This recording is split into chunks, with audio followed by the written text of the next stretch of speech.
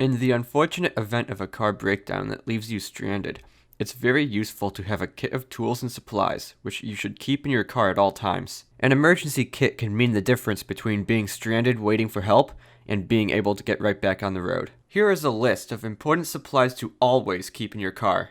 Jumper cables, roadside flares, spare tire and jack, first aid supplies, bottled water, granola or energy bars, small tool kit, a flashlight, car escape tools such as a seatbelt cutter and a window breaker, road maps, blankets and extra clothing, especially for colder climates, a car fire extinguisher, antifreeze, a roll of duct tape, washer fluid, paper towels or rags, 2 quarts of oil, and a no-spill gas can.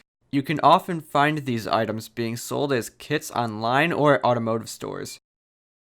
If you find yourself stuck on the side of the road and can't receive immediate help, a kit containing these items will prove very useful.